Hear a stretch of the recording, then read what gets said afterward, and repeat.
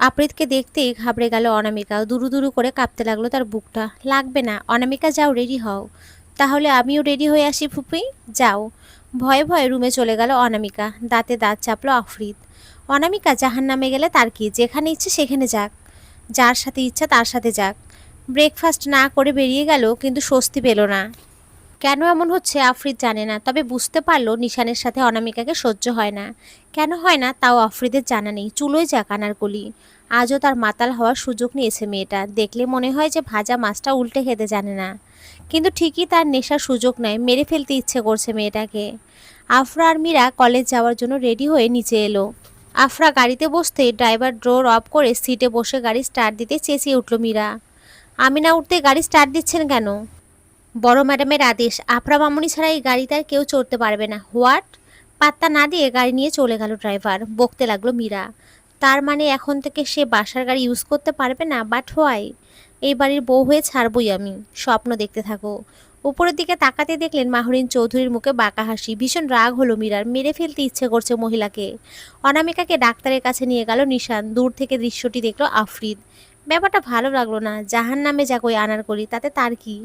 অফিসে গিয়েও কাজে মনোযোগ বসাতে পারলো না। কেন জানি নিশানের সাথে মিষ্টি এসে কথা বলা, অনামিকার ওই দৃশ্যটি বারবার মনে পড়ছে। বিকাল পর্যন্ত অফিসে কাজ করে একটা বারে চলে গেল। ইচ্ছে মতো নেশা করে অনেক রাতে বাসায় ফিরল। ড্রয়িং রুমে বসে আফ্রিদের জন্য অপেক্ষা করছে মাহরিন চৌধুরী। দীর্ঘশ্বাস ফেললেন। আর কতদিন এমন দিন দেখতে হবে? কলিং বেল বাজাতেই ডোর খুললেন। এত রাত অবধি কোথায় ছিলে? মদ খেয়েছি। আজও নেশা করেছো? না করার কথা ছিল কবে। মানুষ হবে না তুমি। না। ফাজলামো করছো? ফাজলামো মনে হয় তোমার কাছে? একদম চুপ। আর একদিন নেশা করে বাসায় ফিরেছো তো সত্যি সত্যি তোমাকে বের করে দেব। আমার জীবনটা নষ্ট করলে কেন? কি করেছি? তুমি যদি আমার মা হতে তাহলে ওই মেয়েকে বিয়ে করাতে পারতে আমায়। যা হয়েছে না, মুখ বন্ধ। কতদিন আমার মুখ বন্ধ রাখবে? মরণ পর্যন্ত। তাচ্ছিল হাসলো আফ্রিদ। তুমি সত্যি আমার মা হতে পারোনি। ঠিক বলেছ। সে তোমায় ফেলে চলে গিয়েছে আর আমি বুকে টেনে নিয়েছি, পার্থক্য এখানেই। আমার মায়ের নামে একদম বাজে কথা বলবে না। লাস্ট ওয়ার্নিং, মায়ের মতো চরিত্র নষ্ট করো না। যাও রুমে ঢোকো। টলতে টলতে রুমের দিকে পা বাড়ায় আফ্রিদ। দীর্ঘশ্বাস ফেলেন মাহরিন চৌধুরী। ছেলেটার মাথায় আজে বাজে কথা ঢুকিয়েছে মানুষ। ছেলে এখন উচ্ছন্নে চলে গিয়েছে, আর মানুষও সফল হয়েছে। রুমে ঢুকে ডোর বন্ধ করার পর শিওর হয়ে নিজের রুমে চলে যান তিনি। বাবু ঘুমিয়ে পড়লেও অনামিকার ঘুম আসেনি এখনও। আফ্রিদকে রুমে ঢুকতে দেখে ভরকে ওঠে। গুটি গুটি পায়ে এগিয়ে অনামিকার সামনে দাঁড়ায় আফ্রিদ। চিবুক চেপে ধরল আচমকা। ভয়ে শিউরে ওঠে অনামিকা। তোর অনেক সাহস তাই না? কি করলাম? মুখে মুখে তর্ক করছিস? চুপ রইল অনামিকা। ওই ছেলেটার সাথে তোর এত ঘেঁষাঘেঁষি কিসের বল? চিবুকে চাপ দিতে আর্তনাদ করে উঠল অনামিকা। গলা চেপে ধরে সামনে এনে দাঁড় করায়। মুখটা উঁচু করে তুলে ধরল। অনামিকার চোখ বেয়ে জল গড়িয়ে পড়ল। আচমকা ধাক্কা দিয়ে ফ্লোরে ছুঁড়ে মারল। পড়ে গিয়ে কোমরে ব্যথা পেল। জুতাসহ বেডের উপর শুয়ে পড়তেই এর কিছুক্ষণের মধ্যেই ঘুমিয়ে পড়ল আফ্রিদ। গুটি গুটি পায়ে এগিয়ে গেল অনামিকা। দেখল আফ্রিদ ঘুমিয়ে পড়েছে। আস্তে আস্তে জুতো শার্ট সব খুলে লাইট অফ করে সেও শুয়ে পড়ল পাশে। আচমকা কাছে টেনে আনলো অনামিকাকে। আপনি ঘুমোননি? কি মনে হয়? কাঁপতে লাগলো অনামিকা। খামচে ধরেছে কাঁধ। ছাড়ুন। এক টানে শাড়িটা খুলে নেয়। প্রতিদিন কি শুরু করেছেন আপনি? নেশা করে এসে নিজের পুরুষত্ব ফলাচ্ছেন আর সকালে উঠে আমাকে দোষারোপ করছেন। তোদের মতো মেয়েদের শুধু ভোগ করা যায়, ভালোবাসা নয়। No sound. দাঁতে দাঁত চেপে রইল অনামিকা। নিজের কার্য হাসিলে মত্ত হলো আফ্রিদ। অনিচ্ছা সত্ত্বেও তাতে সায় দিতে হলো অনামিকাকে। জানে এর মাসুল সকালবেলা দিতে হবে তাকে। পার হয়ে গেল 2 মাস। ইদানিং ঘন ঘন অসুস্থ হয়ে পড়েছে অনামিকা। ভোর সকালে উঠে শাওয়ার নিয়ে সুন্দর একটি সুতির শাড়ি পরে নামাজ আদায় করে দ্রুত কিচেনে চলে গেল বাবুর খাবার তৈরি করতে। এর ফাঁকে বাবু উঠে হামাগুড়ি দিতে লাগলো। বাবুর বয়স এখন প্রায় 8 মাস চলছে। আফ্রিদ ঘুমিয়ে রয়েছে। বাবুটা ক্যাঁকো করে একটু একটু কান্না করতে লাগলো। ঘুম হালকা হয়ে এলো আফ্রিদির। এই বাচ্চাটার জন্য আজ 2-2.5টা মাস সে ঠিকমতো ঘুমোতে পারে না। সকাল হলেই ক্যাকা শুরু করে দেবে। রাতেও সেই একই অবস্থা। সকাল সকাল মেজাজটা বিক্ষিপ্ত করে দিল বাচ্চাটা। বুকে ভর দিয়ে আস্তে আস্তে আফ্রিদের কাছে এলো বাবুটি। উপুর হয়ে ঘুমাচ্ছে আফ্রিদ। একটু একটু করে আফ্রিদের পিঠের উপর ওঠার চেষ্টা করতে আচমকা ঠাস করে বেডের নিচে পড়ে জোরে চিৎকার করে উঠল বাবুটি। ধরপড়িয়ে শোয়া থেকে উঠে বসলো আফ্রিদ। ঠিক কি হলো সব তার মাথার উপর দিয়ে গেল। দ্রুত বাবুটিকে কোলে তুলে নিতেই দেখলো ঠোঁট থেকে রক্ত বেরোচ্ছে। কপালের এক পাশে নীল হয়ে ফুলে গেছে। ফর্সা নাকটা রক্তিম বর্ণ ধারণ করেছে। আঁতকে উঠল আফ্রিদ। বাবুটিকে কোলে নিয়ে কান্না থামাতে লাগলো। কিন্তু অনামিকার আসার কোনো নামগন্ধ নেই। বাবুটির ঠোঁটে রক্ত দেখতে অস্থির হয়ে গেল আফ্রিদ। আনারকলি, এই আনারকলি চেঁচিয়ে বার দুয়েক ডাকলো, কিন্তু কোনো সাড়া শব্দ পাওয়া গেল না অনামিকার। মেজাজ খারাপ হয়ে গেল আফ্রিদের। কিভাবে রক্ত বন্ধ করবে ভেবে পেল না। হঠাৎ এক টুকরো টিস্যু পেপার নিয়ে ঠোঁট চেপে ধরে রক্ত বন্ধ করলো। মাথায় কাজ করা বন্ধ করে দিল আফ্রিদির। বাবুর জন্য খিচুড়ি রান্না করতে গিয়ে আচমকা মাথা ঘুরে উঠল অনামিকার। চোখে মুখে ঝাপসা দেখতে লাগলো। দৌড়ে বেসিনে গিয়ে বমি করলো। এইভাবে প্রায় বার দুয়েক বমি করে ক্লান্ত হয়ে গেল অনামিকা। ব্যাপারটা লক্ষ্য করলেন মাহরিন চৌধুরী। কি হয়েছে অনামিকা, শরীর ঠিক আছে তোমার? হঠাৎ মাথা ঘুরে উঠল, বুঝতে পারছে না কিছু। আচমকা বাবুর কান্না শুনতে পায়। কুলুকুচি করে চোখে মুখে পানি ঝাপটা দিয়ে দ্রুত রুমের দিকে ছুটে যায়। শ্বাস আটকে এলো অনামিকার। চোখে মুখে অন্ধকার দেখতে লাগলো। রুমে ঢুকতেই দেখলো আফ্রিদির কোলে বাবুটা কাঁদছে। ঠোঁটে রক্ত লেগে আছে। ধক করে উঠল বুকটা। অনামিকাকে দেখতেই কোনো কথা ছাড়াই আচমকা একটা লাথি মারতেই অসতর্কবশত তলপেটে লাথিটা পড়তে বিকট শব্দে আর্তনাদ করে ওঠে। দুই হাতে পেট চেপে ধরল অনামিকা। কোথাও গেলে বাচ্চার খবর থাকে না তোর?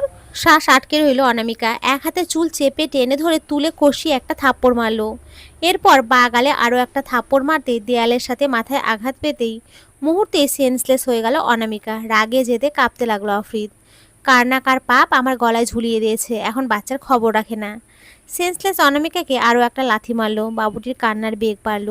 থামানো যাচ্ছিল না। চুলা থেকে পাতিল নামিয়ে ছোট্ট একটা বাটিতে একটু খিচুড়ি নিয়ে মাহরিন চৌধুরী এলেন এইদিকে। ভেতরে ঢুকতেই দেখলেন ফ্লোরে পড়ে আছে অনামিকা আর আফ্রিদির কোলে বাবুটি কাঁদছে। ঘাবড়ে যান তিনি। খুব ভয়ঙ্কর দেখাচ্ছে আফ্রিদকে। তবে বোধগম্য হলো না কিছুই। ওকে কি করেছো তুমি? ওর জন্য বাচ্চাটা ব্যথা পেয়েছে, পালতে না পারলে পেটে ধরলো কেন? বাবুকে কোলে তুলে নিলেন তিনি। দেখলেন ঠোঁটে রক্ত, কপাল ফোলা। খুব খারাপ লাগলো ওনার। তাই বলে তুমি ওকে এইভাবে মারবে? মেরে ফেলা উচিত এই মেয়েটাকে। আর একবার এমন করবে তো সত্যি সত্যি তোমাকে পুলিশে দেব, আমি দেখে নিও। মায়ের কথাকে পরোয়া না করে ওয়াশরুমে ঢুকে গেল আফ্রিদ। বাবুর কান্না থামিয়ে বেডের উপর বসিয়ে তড়িৎ অনামিকার কাছে এগিয়ে যান। চোখে মুখে পানি ছিঁড়া দিতে লাগলেন তিনি। সেন্স ফিরল না। আপনাকে ডেকে বেডের উপরে তুললেন। এর কিছুক্ষণ পর হঠাৎ দেখলেন ব্লিডিং হচ্ছে অনামিকার। ঘাবড়ে গেলেন তিনি। ওয়াশরুমে ডোরে করাঘাত করতে বিরক্ত হয়ে ডোর খুলল আফ্রিদ। কি হয়েছে? ওকে তুমি কি করেছো? লাথি মেরেছি। আচমকা কষিয়ে একটা থাপ্পড় মারলেন। খুনি? ফুঁসতে লাগলো আফ্রিদ। বাগালে আরও একটা থাপ্পড় মারলেন। হতভম্ব হয়ে মায়ের দিকে তাকায়। হাত ধরে টেনে নিয়ে আসেন ছেলেকে। ওকে এক্ষুনি হসপিটাল নিয়ে চলো দ্রুত, চিৎকার করে বললেন তিনি। ঘাবড়ে গিয়ে বাবুকে কোলে তুলে নিল আফরা। মায়ের কথায় অনামিকাকে পাজা কোলা করে তুলে নিচে নিয়ে যায় এবং গাড়ির সিটে শোয়। হসপিটাল নিতেই পরীক্ষা নিরীক্ষা করে ডক্টর জানালেন মিসক্যারেজ হয়েছে অনামিকার। আপসেট হয়ে পড়েন মাহরিন চৌধুরী। আফরার কোলে ভীষণ কান্না করছে বাচ্চাটি। খিদে পেয়েছে বোধহয়, সকাল থেকে অনাহারে রয়েছে। কি খাওয়াবে ভেবে পেল না আফরা। আসলেই তাদের বাসায় কোনো বাচ্চা নেই। আফিক ছাড়া থাকলেও আফিক কি খায় আফরা কখনো খেয়াল করেনি। অনামিকা কি কি জানি রান্না করতো, কখনো তাকায়নি সে। তবে বেশিরভাগ ব্রেস্ট ফিডিং করাতে দেখতো। এখন কি যে খাওয়াবে বুঝতে পারছে না। বাচ্চাটির কান্নাও থামছে না। কান্না থামানোর চেষ্টা করে বাবুকে নিয়ে করিডোরে হাঁটতে লাগলো আফরা। তবুও থামছে না। খুব কাঁদতে পারে বাচ্চাটি। থ মেরে বসে রয়েছেন মাহরিন চৌধুরী। বাবুটির কান্না আদৌ ওনার কানে পৌঁছেছে কিনা কে জানে। পৌঁছলে অবশ্যই এইভাবে বসে থাকতে পারতেন না। পাশে এসে তারা আফ্রিদ অনেকক্ষণ যাবৎ লক্ষ্য করলো বাবুটি কাঁদছে। অনামিকার মিসক্যারেজের জন্য অনুতপ্ত নয়, সে বরং খুশি হয়েছিল। ভেবেছিল বাচ্চা দিয়ে তাকে আটকাবে, কিন্তু পারবে না। আফ্রিদকে দেখতেই আরও জোরে কান্না শুরু করে দিল বাবুটি। তবে নিল না। প্যান্টের পকেটে এক হাত ঢুকিয়ে দাঁড়িয়ে রইল। খুব খারাপ লাগলো আফরার। এত নির্দয় কেন তার ভাইটা? তাদের মা ভিন্ন হলেও পিতার রক্ত তো এক। সরে গেল আফরা। আরও জোরে কেঁদে উঠল বাবুটি। আসলে বাচ্চারাও যে কি, যারা তাদের পছন্দ করে না তারা তাদের কাছে যাওয়ার জন্য মরিয়া হয়ে থাকে। এই যেমন আফ্রিদ সহ্যই করতে পারে না তাকে, কিন্তু যাওয়ার জন্য মরিয়া হয়ে আছে। আর নির্দয় মানুষটার তো মনে হচ্ছে কোনো অনুভূতি নেই। ওকে দে, প্রয়োজন নেই। কান্না করছে, তাতে কার কি? চেঁচিয়ে উঠল আফরা। ও মরে গেলে কারো কিছু আসে যায় না। চল, শক্ত করলো আফ্রিদ। জোরে করে আফরার থেকে ছাড়িয়ে বাবুকে কোলে তুলে নিল। এবার শান্ত হলো বাবুটি। আফ্রিদির গলা, নাক, মুখ সব এক এক করে চাটতে লাগলো। বুঝতে পারলো খুব খিদে পেয়েছে। ডাক্তারের কাছে নিয়ে গেল। বাবুকে চেক আপ করে কিছু মেডিসিন এবং ফর্মুলা সাজেস্ট করলো। ডাক্তার নির্দেশিত ফর্মুলা কিনে এনে আফরার হাতে ধরিয়ে দিল। বাসায় নিয়ে গিয়ে ওকে দুধ বানিয়ে খাওয়া, ওর খুব খিদে পেয়েছে। তারপর মেডিসিনগুলো খাইয়ে দিস। বিনা বাক্য ব্যয়ে বাসায় ফিরে গেল আফরা। বাবুর জন্য নতুন ফিডার নিপেল কিনেছে, দুধ এনেছে, সাথে স্যারালাক্সও। ফিডার ফুটিয়ে দুধ বানানোর জন্য পানি ফুটিয়ে নিল আফরা। দ্রুত পানি ঠান্ডা করে দুধ বানিয়ে খাইয়ে দিল বাবুকে। যদিও এসবে খুব আনাড়ি আপড়া, তবুও চেষ্টা করলো। খিদে চোটে বাবু দুধ খেয়ে শান্ত হলো। এরপর আবারও কেঁদে উঠল। মেডিসিন খাইয়ে দিল জোর করে। যদিও নাকে মুখে উঠে গিয়েছিল, ভয় পেয়ে ঘাবড়ে যায় আফরা। তার কাকিমা আর মীরা দেখলেও সাহায্য করতে এগিয়ে এলো না। অসহায় লাগলো আফরার নিজেকে। একা একা সন্তান মানুষ করাটা সত্যিই খুব কষ্টের। কিছুক্ষণ ক্যাঁকু করে তার কাঁধের উপরে ঘুমিয়ে পড়ল বাবুটি। নিজের বেডের উপরে খুব সুন্দর করে শুইয়ে দিল। এক পলক তাকায় বাবুটির দিকে। কেন জানি ভীষণ কান্না পেল আফরার। চোখ দুটো জলে টইটুম্বুর হয়ে গেল বর্ষায় ভরা বিলের মতো। বাচ্চাটির মুখে কত মায়া, দেখলেই আদর আদর লাগে। এই বাচ্চাটি আর আফ্রিদির মধ্যে পার্থক্য কোথায়? তার মা মাহরিন চৌধুরী আর অনামিকার মধ্যে পার্থক্য কোথায়? দীর্ঘশ্বাস ফেলল। তার ভাই এই বাচ্চাটির জন্য হলেও তো অনামিকাকে মেনে নিতে পারে, কিন্তু তা না করে একের পর এক অন্যায় অত্যাচার করতেই আছে। আর অনামিকাও বা কেমন, প্রতিবাদ না করে সব সহ্য করছে মাসের পর মাস। যাবে কোথায়? কেউ নেই, কেউ না। অনামিকা যাওয়ার সকল পথ চিরতরে বন্ধ। এখানে এইভাবে অত্যাচার সহ্য করতে থাকতে হবে আর ধুকে ধুকে মরতে হবে। স্ট্রেচারে করে ওটি থেকে বের করলো অনামিকাকে। ডিএনসি করানো হলো তাকে। এক পলক সেদিকে তাকায় আফ্রিদ। সেন্সলেস হয়ে আছে অনামিকা, যেন দেহে প্রাণ নেই। তার পিছনে বেরিয়ে এলো একজন নার্স, হাতে একটি স্টিলের ট্রে। সেখানে একটি ভ্রূণ অর্থাৎ একটা মাংসপিণ্ড পড়ে আছে। এগিয়ে গেলেন মাহরিন চৌধুরী, মুখে আঁচল চেপে আচমকা কেঁদে উঠলেন। অনামিকাকে অবজারভেশনে রাখা হলো এবং নার্সটি ট্রেটি নিয়ে চলে গেল। আচমকা আফ্রিদের গলা চেপে ধরলেন মাহরিন চৌধুরী। খুনি? প্রতিক্রিয়া করল না আফ্রিদ, শক্ত হয়ে দাঁড়িয়ে রইল। তার মধ্যে কোনো ভাবাবেগ কিংবা অনুশোচনা দেখা গেল না। একদম স্বাভাবিক। আফ্রিদকে চিনতে পারছে না মাহরিন চৌধুরী। ঠিক তোর মায়ের মতো হৃদয়হীন। চল শক্ত করল আফ্রিদ। আরও জোরে গলা চেপে ধরলেন। কতটা আক্রোশ থেকে তার গলায় প্রেশার প্রয়োগ করছে সেটা উপলব্ধি করতে পারছে, তবে নড়ল না একটু। আজ তোকে মেরেই ফেলবো। অনামিকার খবর শুনতেই সবে হসপিটালে এলেন আফজাল সাহেব। মা ছেলেকে অমন রূপে দেখতেই ঘাবড়ে যান তিনি। এক প্রকার চেঁচিয়ে উঠলেন, কি করছো মাহরিন? ও একটা খুনি, থামো বলছি। ও সত্যিই হৃদয়হীন। একটা অনাগত সন্তানকে খুন করার পরেও ও কিভাবে নির্লিপ্ত থাকতে পারে? ওর ভেতরে অনুশোচনাটুকুও কেন দেখতে পাচ্ছি না? ও হয়তো জানে না অনামিকা প্রেগনেন্ট ছিল। যাই হোক, ওকে আমি মেরেই ফেলবো। ও কেন বারবার অত্যাচার করছে মেয়েটিকে? পুত্রের গলা থেকে স্ত্রীর হাত ছাড়িয়ে নিলেন তিনি। নির্বিকার রইল আফ্রিদ। দেখে বোঝা যাচ্ছে এতে তার কিছুই যায় আসে না। ভেবেছিল বাচ্চা দিয়ে আমাকে আটকাবে, তাই না? এই মেয়ের সাথে সংসার করব না আমি, যতই বা যাই চেষ্টা করো না কেন। নেশা করে এসে প্রতিদিন রাতে রেপ করতে তো ঠিকই পেরেছিলে। সুবিধালোভী মেয়েদের ভোগ করা যায়, এটা অপরাধের কিছু না। কষিয়ে একটা থাপ্পড় মারলেন। গালে হাত দিয়ে বাকরুদ্ধ হয়ে তাকিয়ে রইল আফ্রিদ। আনারকলি আসার পর থেকেই তার মা এই পর্যন্ত অনেকবার তার গায়ে হাত তুলেছে। কই আগে কখনো তোলেনি তো। মাকে চিনতে পারছে না আফ্রিদ। তার মা তো এমন না। যেই মা আফ্রিদ বলতে পাগল, সেই মা আজ ওই আনারকলির জন্য তার গায়ে হাত তুলছে। নিজের সন্তানকে খুন করেছি, সেই বোধোদয় তোর এখনো হয়নি। চল শক্ত করলো আফ্রিদ। সন্তানের চেয়ে মূল্যবান সম্পদ এই পৃথিবীতে মানুষের আর কিছুই হতে পারে না। কিচ্ছু চাই না আমার, তোকে জেলে ঢোকাবো আমি। বিরক্ত হলেন আফজাল সাহেব। তুমি কি এখন সবাইকে শোনাতে চাইছো ব্যাপারটা? একটা বাচ্চাকে খুন করেছে তোমার ছেলে, ওর ঔরসজাত সন্তানকে খুন করেছে। বুঝতে পারছো না কিছু? ওর সন্তানকে ও খুন করেছে, তাতে তোমার কি? তুমি বলার কে? চুপ করো বলছি। স্তব্ধ নয়নে তাকিয়ে রইলেন স্বামীর দিকে। খুব অপরিচিত মনে হলো। উনি বলার কে মানে? আচমকা আহাজারি করে কেঁদে উঠলেন মাহরিন চৌধুরী। আমি এই পাষাণ দুটোর জন্য নিজের সর্বস্ব হারালাম, বাবার জন্য ত্যায্য কন্যা হলাম, আর আজ বলছে আমার কি? আমি বলার কে? অসন্তুষ্ট হলেন আফজাল সাহেব। ভালো লাগছে না কিছুই। অনামিকা আসার পর থেকেই সংসারে একের পর এক অশান্তি লেগেই আছে। একমাত্র ছেলে আমার কোথাও ভালো দেখে সম্ভ্রান্ত পরিবারে মেয়ে বিয়ে করিয়ে আনবো, তার আগেই তুমি এক বাচ্চার মা, যার কোনো পরিবার নেই, কিছু নেই, তেমন একটা মেয়েকে এনে ঝুলিয়ে দিলে আমার ছেলের গলায়। এটা কি তুমি ঠিক করেছো? আমার ছেলেকে কি এরকম মেয়ে ডিজার্ভ করে? আফজাল, তুমি একটা অমানুষ, লোভী, স্বার্থপর। আমার বাবা বলেছিল এই কথাগুলো, কিন্তু তখন আমি বিশ্বাস করিনি। এখন তোমায় আমি হাড়ে হাড়ে চিনি, গুরুত্ব দিলেন না তিনি। কথাগুলো একবার ভেবে দেখো। তুমি আমার ছেলের ভালো চাইলে এমনটা কখনোই করতে পারতে না। লোক দেখানো মুখে মুখেই তোমার আদর, অন্তর থেকে না। আচমকা স্বামীর পাঞ্জাবির কলা চেপে ধরলেন। বেঈমান, প্রতারক, অকৃতজ্ঞ। অনেক নাটক দেখা হয়েছে, আমি যাচ্ছি। আচমকা পেছন থেকে আফ্রিদির টি শার্টের কলার টেনে ধরলেন মাহরিন চৌধুরী। আগুন চোখে তাকালো আফ্রিদ। মা, এবার তুমি কিন্তু খুব বাড়াবাড়ি করছো। আজ তোকে শুনতে হবে আমার জীবনের কাহিনী, তারপর তুই নিজেই সিদ্ধান্ত নিবি তুই কি করবি। বিরক্তিকর দৃষ্টিতে তাকালো আফ্রিদ। নো ইন্টারেস্টেড কষিয়ে আরও একটা থাপ্পড় মারলেন। হতভম্ব হলো আফ্রিদ। সবই আনারকলির জন্য, চেঁচিয়ে উঠলেন আফজাল সাহেব। কি হচ্ছে এইসব? মাহরিন, থামবে তুমি? ছেলের চোখে চোখ রাখলেন। ঠিক আজ থেকে 27 বছর আগের ঘটনা। বিরাট বড়লোকের একমাত্র কন্যা আমি। 3 ভাইয়ের চোখের মণি ছিলাম আমি। বাবার প্রচুর টাকা পয়সা ছিল বিধায় আমি বিদেশে পড়াশোনা করেছিলাম। এরপর দেশে ফিরে বাবার ব্যবসাতে হাত লাগাই। সেখানে তোর বাবা ছিলেন আমার বাবার অফিসের একজন সাধারণ এমপ্লয়ি। সেইভাবেই তোর বাবার সাথে পরিচয়। বেশ কয়েকদিন তোর বাবা অফিসে অনুপস্থিত দেখে আমি ভীষণ রেগে যাই। খবর নিয়ে জানতে পারি তোকে জন্ম দিয়ে তোর মা নাকি পরকীয়া করে তার বয়ফ্রেন্ডের সাথে চলে যায়। সেই নবজাতক তোকে একাই লালন পালন করতে লাগলো তোর বাবা। সবটা শুনতেই তোকে না দেখেও আমার ভীষণ মায়া হলো। মানবিকতার খাতিরে সাধারণ এক মানুষের মতো আমি তোকে দেখতে যাই। গিয়ে দেখি একা একাই তোকে সামলাচ্ছে তোর বাবা। তুই খুব কাঁদছিস, খেতে চাচ্ছিস না কিচ্ছু। তোর কান্না দেখতে আমার ভীষণ মায়া লাগলো। আনাড়ি হাতে কোলে তুলে নিই। আচমকা থেমে যাস তুই। আমার গায়ে নাক মুখ ঘষতে শুরু করিস। হয়তো বা মামা গন্ধ খুঁজছিস। আদেও পেয়েছিস কিনা জানি না, তবে যতক্ষণ তোকে কোলে রেখেছিলাম ততক্ষণ অবধি তুই শান্ত ছিলি। অবিবাহিত আমার নিজের মধ্যে তখন হঠাৎ কেমন মামা ফিলিংস হলো। রয়ে শোয়ে তোর বাবাকে জিজ্ঞেস করি তোর মায়ের কথা। তোর বাবাও রয়ে শোয়ে বলল তোর মা তোকে জন্ম দিয়ে চলে গেছে। জিজ্ঞেস করলাম কেন? তোর বাবা বলল তার অজান্তেই নাকি পরকীয়া করেছিল তোর মা। এরই মধ্যে তুই আসিস তার পেটে, তোকে অ্যাবর্শন করতে বলে তোর মা। কিন্তু তোর বাবা রাজি হয়নি। এরপর সমঝোতায় আসে দুজন। তোকে জন্ম দেওয়া অবধি সে থাকবে, তারপর সে চলে যাবে। অতপর তোকে জন্ম দিয়ে সে চলে যায়।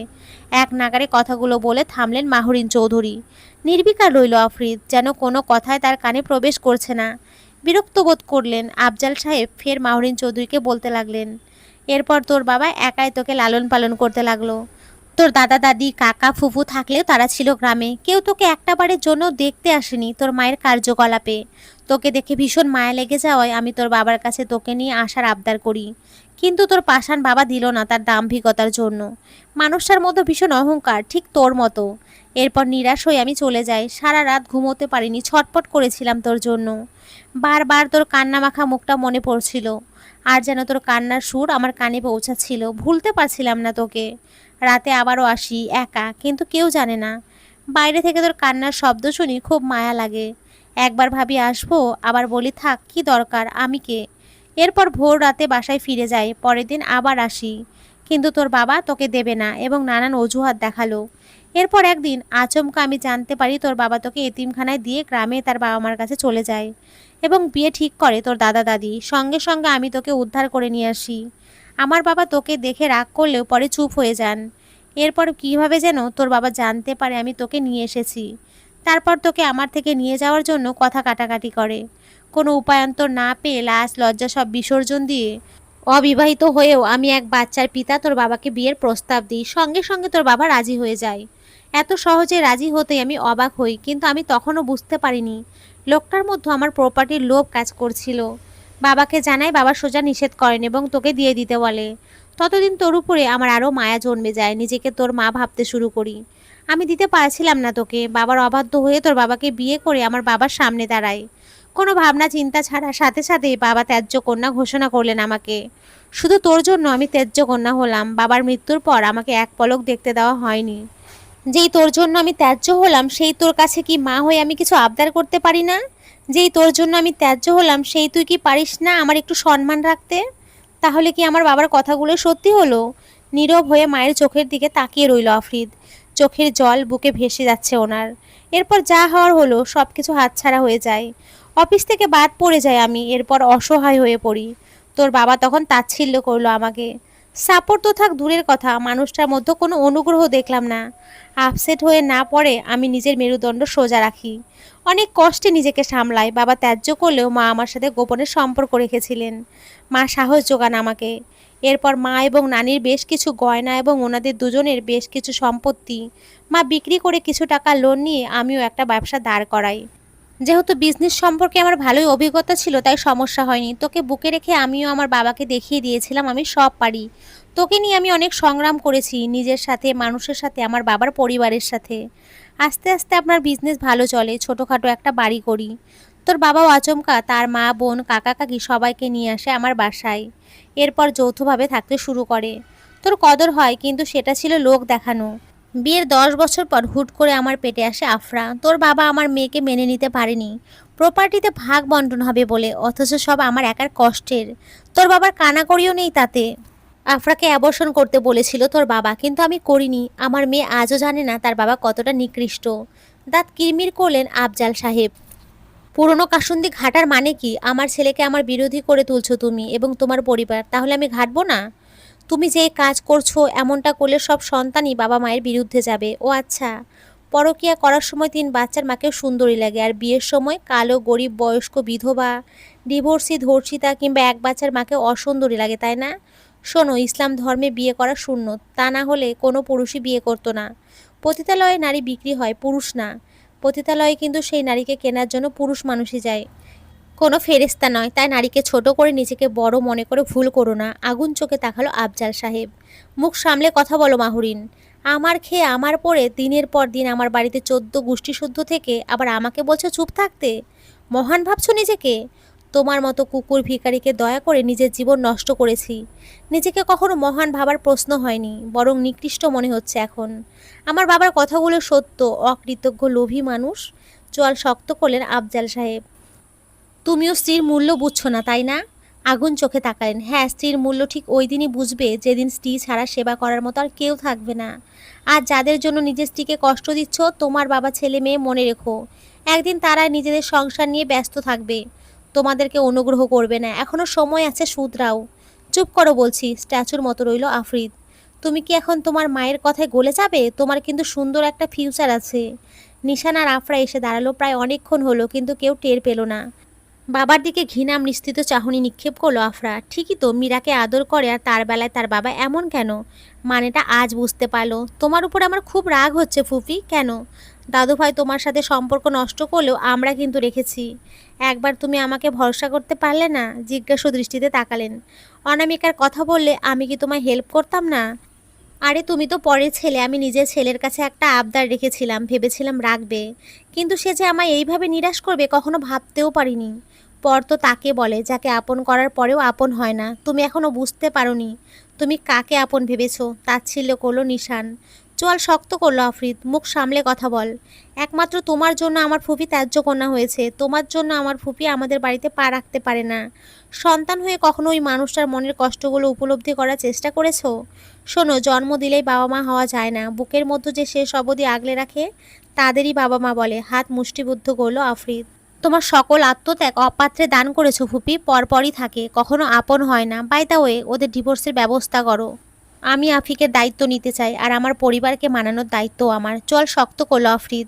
আফরার কোল থেকে আফিককে নিশানের টি শার্ট ধরে টানছে, কোলে তুলে চুমু খায়। ওর বাবা হতে আপত্তি নেই আমার, বাচ্চাটা খুব সুন্দর। আফজাল সাহেব বললেন, আমাদের পারিবারিক ব্যাপারে তুমি ইন্টারফেয়ার করছো কেন? বিষয়টা যখন আমার রক্তকে নিয়ে হচ্ছে, তখন আমি চুপ থাকবো ভাবলেন কি করে? শ্যাট আপ নিশান। তোমার মতো ক্যারেক্টারলেসগুলোকে গুরুত্ব দেয় না নিশান। চল শক্ত করলো আফরিদ। Mind your language. তাচ্ছিল্য হাসলো নিশান। ফুপি, তোমরা হয়তো খেয়াল করতে আমি কেন বারবার অনামিকার দিকে তাকাতাম এই কারণে যে একটা মেয়েকে তুমি ঠকিয়েছো, তাই আফসোস এবং মায়া হতো। তবে অনামিকা কোনো পাপ করেনি, ব্যভিচারও করেনি। না করা সত্ত্বেও তুমি একটা ব্যভিচার করা ছেলের সাথে কিভাবে অনামিকাকে বিয়ে দিলে ফুপি? অনামিকাকে এইভাবে না ঠকালেও পারতে। মেয়েটা যখন কোনো একদিন জানতে পারবে তুমি তার নেশাগ্রস্ত ক্যারেক্টারলেস ছেলের সাথে তাকে জুড়ে দিয়েছো, তাহলে মেয়েটা কিভাবে নেবে একবার ভাবো। তোমার প্রতি কতটা ঘৃণার সৃষ্টি হবে তাও একবার ভাবো। আচমকা নিশানের কলা চেপে ধরলো আফরিদ। Shut up. নিজেকে ছাড়িয়ে নিল নিশান। নিজেদের ক্যারেক্টারে ঠিক নেই, আসছে অনামিকার দোষ কীর্তন করতে। হাস্যকর। এমন কোনো দিন নেই যে মদ খেয়ে সে নারীর সঙ্গ উপভোগ করেনি। আমার ফুপির মাথার ঘাম পায়ে ফেলার সব অর্থ সে ব্যভিচার করে ধ্বংস করেছে। আফসোস তার আবার বড় গলা। অনামিকাকে ঠকানোর জন্য আল্লাহ তোমাকে মাফ করবে না ফুপি। তাই ডিভোর্সের ব্যবস্থা করো। অনামিকা যদি জানতে পারে তার স্বামী ক্যারেক্টারলেস, তাহলে মেয়েটা বড়সড় ধাক্কা খাবে। আর আমিও চাই না নিষ্পাপ বাচ্চাটা এই ক্যারেক্টারলেস মানুষের সন্তানের পরিচয়ে বড় হোক। বাচ্চাটা সুন্দর একটা ফিউচার আছে যেটা আমি দিতে পারবো।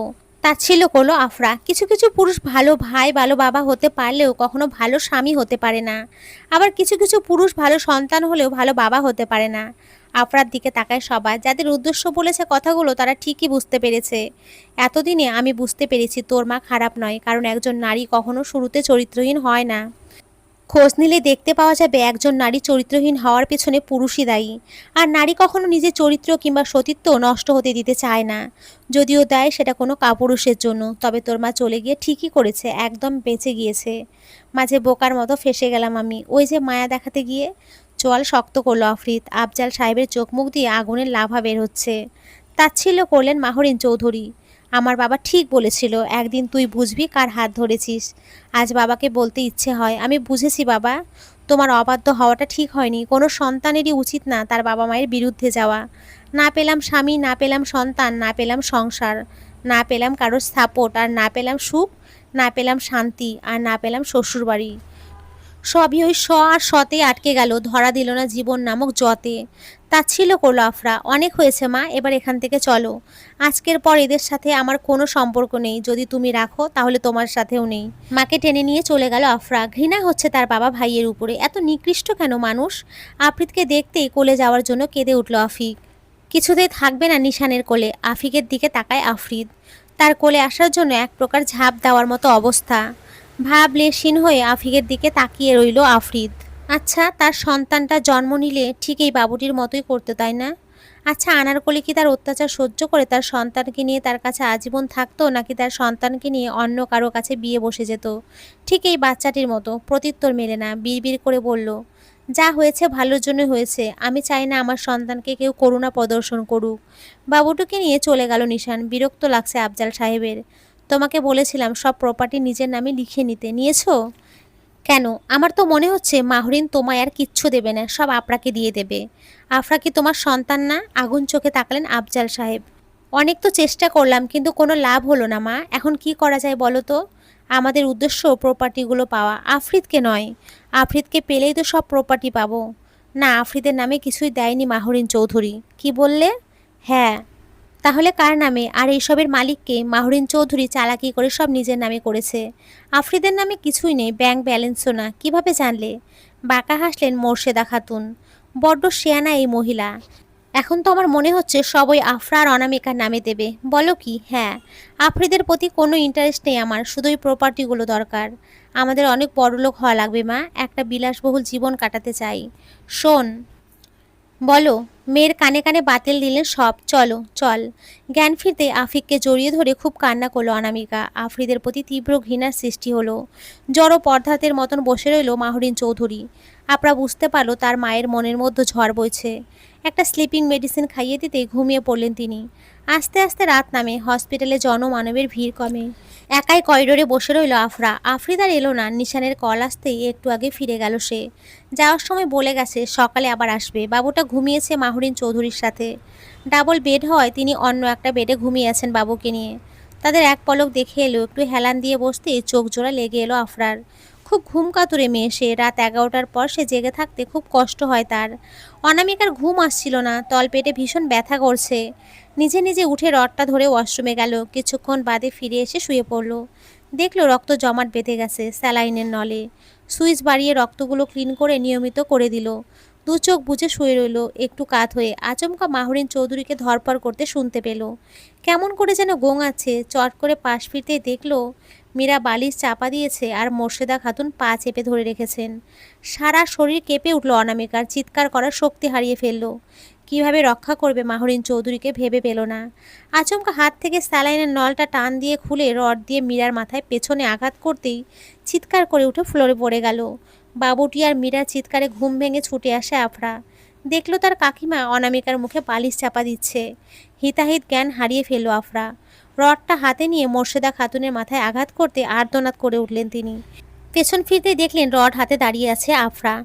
আরেকবার আঘাত করতে নিতেই এবার অনামিকাকে ছেড়ে কাগজপত্র নিয়ে দৌড়ে পালিয়ে যেতে নেয় তিনি। আফরাও ছুটে গিয়ে রড দিয়ে আবারও আঘাত করলো। ফের মাথায় আঘাত পাওয়ায় ঘুরে পড়ে গেলেন তিনি। বেধড়ক প্রহার করতে লাগলো মোর্শেদা খাতুনকে।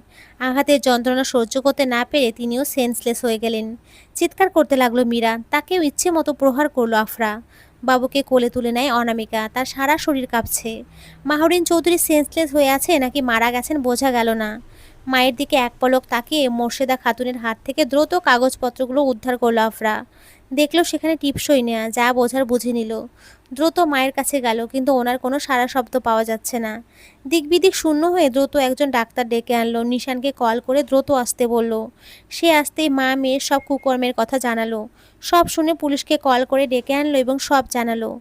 আপাতত মা মেয়ের চিকিৎসার প্রয়োজন নেই, অ্যাডমিট করা হলো।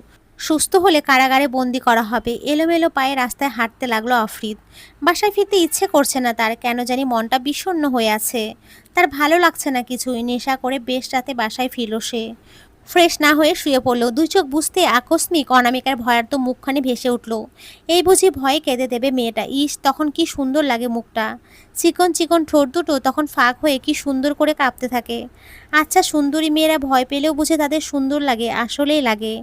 আনারকলিকে সব অবস্থাতেই তার ভালো লাগে, সুন্দর লাগে। কিন্তু দাম্ভিক মনটা স্বীকার করতে নারাজ। মেয়েটা একটু বেশি বোকাশোকার, ভীতু টাইপের।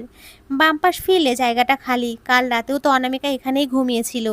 বাচ্চাটি রাতে বেশ কয়েকবার জাগে, ক্যাকু করে, কান্নাকাটি করে। ঘুমু ঘুমু চোখে অনামিকা উঠে বসে দুধু খাওয়ায়। আবার অন্ধকারে পায়াচারি করে বাবুটিকে বুকের সাথে মিশিয়ে নিয়ে ঘুম পাড়াতো। সব টের পেত সে। এরপর যখন শুয়ে পড়তো তখন খুব সুন্দর বেলি ফুলের ঘ্রাণ পেত।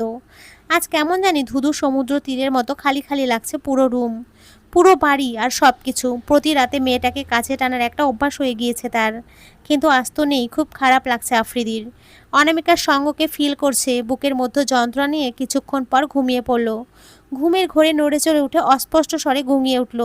আনারকলি, এই আনারকলি, আজ বেলি ফুলের সুবাস পাচ্ছে না কেন বলো তো? আজ কি বেলি ফুলের সুবাস গায়ে মাখনি? সারা রাত রুমের মধ্যে পায়াচারি করলেন আফজাল সাহেব। এত এত টেনশন মাথার মধ্য নিয়ে ঘুমানো যায় না। এই মাহরিন করলো ডাকি। সব প্রপার্টি, ব্যাংক ব্যালেন্স সব ছেলের নামে না করে নিজের নামে করেছে। এটা কিভাবে মেনে নেন উনি? স্বামী হিসেবে ওনাকে কি আর মালিক করা যেত না? তাহলে এটা কেমন আত্মত্যাগ হলো মাহরিনের?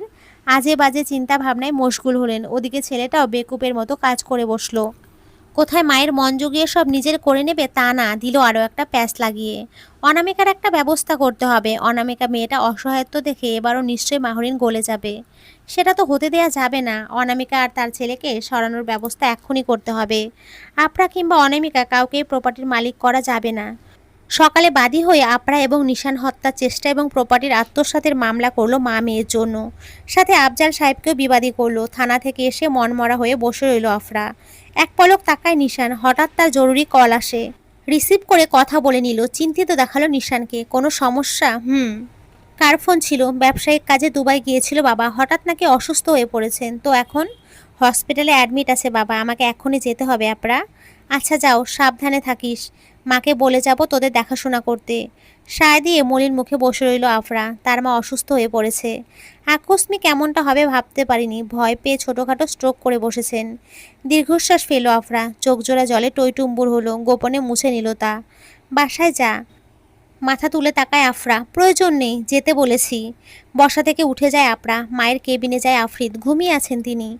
পলকহীন মায়ের দিকে তাকিয়ে রইল। সকাল সকাল তার কানে খবর পৌঁছায় কাকিমা এবং মীরার এমন ঘৃণমন্য কর্মকাণ্ডের কথা। তাদের জন্য এক আকাশসম ঘৃণার জন্ম নিল। দীর্ঘশ্বাস বেরিয়ে এলো। তার মায়ের মুখটা কেমন মলিন, শুকনো আর ফ্যাকাশে। আফরিদ বিশ্বাস করতে পারে না এই মানুষটা তার গর্ভধারিণী মা নয়। কিন্তু বিশ্বাস করতে হয়। একদম বাধ্য হয়ে বিশ্বাস করতে হয়। কিন্তু সেই বিশ্বাস করতে ইচ্ছুক নয়। যেদিন থেকে কাকিমা এবং বাবার মুখ থেকে জানতে পারল মাহরিন চৌধুরী তার জন্মদাত্রী মা নয়, সেদিনই তার পায়ের তলার মাটি সরে যায়। এরপর ডিপ্রেশনে ভুগে আস্তে আস্তে মদ, সিগারেটের নেশায় জড়িয়ে যায়। সে বিশ্বাসই করতে পারে না এই মানুষটার সাথে তার রক্তের কোনো সংযোগ নেই। একটা ঢোক গিলল। মায়ের মুখটা কেমন মলিন দেখালো। স্পর্শ করতে নিয়েও হাত গুটিয়ে নিল। একটা দীর্ঘশ্বাস ফেলে বেরিয়ে এলো। করিডোরে থাকা একটা চেয়ারে গিয়ে বসলো আফরিদ। অনামিকাকে দেখার ইচ্ছে পোষণ হলো না। পকেট হাতড়ে একটা সিগারেট বের করলো। সিগারেটটা ধরিয়ে লম্বা একটা টান দিয়ে ধোঁয়াগুলো উড়িয়ে দিল আকাশের দিকে। হাতে জ্বলন্ত ধূমায়িত শলাকের দিকে তাকায়। কি সুন্দর সর্পিল গতিতে একে বেঁকে কুণ্ডলি পাকিয়ে ধোঁয়াগুলো উড়ে যাচ্ছে আকাশে আর মিশে যাচ্ছে শীতল বাতাসে। বাবুকে ফিডিং করাতেই বুকের মতো ঘুমিয়ে পড়ল। এক হাতে আস্তে করে শুয়ে দিল পাশে। আছোয়া হয়ে দুই চোখ বুঝলো অনামিকা। কাল সকালে কি হলো মনে করতে লাগলো সব। বাবুর কান্না শোনা মাত্রই কিচেন থেকে আসতেই আচমকা আফরিদ তাকে লাথি মারল। লাথিটা তল পেটে পড়তে ছিটকে ফ্লোরে পড়লো এবং শ্বাস আটকে গেল তার। এরপর চুল টেনে ধরে উঠিয়ে আরও দুইটা থাপ্পড় মারল। ছিটকে গিয়ে দেয়ালের সাথে মাথায় আঘাত পেল। এরপর আর কিছু মনে নেই, জলপ্রপাতের ন্যায় অশ্রু গড়িয়ে পড়তে লাগলো মেদুর দুই গাল বেয়ে। রাতে আবার তাদেরকে মারতে ঢুকেছিল মীরা আর তার মা। সেই তারা নিজেরাই হ্যান্ডেল করলো সব, অথচ মানুষটা একটা বারও এলো না, খোঁজ খবরটুকুও নিল না। আজ 2 দিন হসপিটালে অ্যাডমিট, সে একটু দেখতেও এলো না আগের বারের মতো। এত পাষাণ কেন মানুষটা? বুক চিরে দীর্ঘশ্বাস বেরিয়ে এলো। আচমকা কারো পায়ের শব্দে চোখ মেলে তাকায়। মানুষগুলোকে দৃশ্যমান হতে অন্তরাত্মা কেঁপে উঠল অনামিকার। ঘাবড়ে গেল সে, দ্রুত বাবুকে শক্ত করে জড়িয়ে ধরল এক হাতে। বাঁকা হেসে অনামিকার দিকে তাকায় আগন্তুক লোকগুলো। অশনি সংকেতের আগমনে টের পেতেই বুকের ভেতর দুমড়ে মুচড়ে উঠে শ্বাস আটকে এলো অনামিকার। উঠে বসল সে। আপনারা? ওকে নিতে এসেছি। আতঙ্কিত হতে ঠোঁট দুটো ফাঁকা হয়ে গেল অনামিকার। কেন? কেন মানে? আমাদের বংশধরকে আমরা নিতে এসেছি। কোথায় আপনাদের বংশধর? না বোঝার ভান করছো কেন?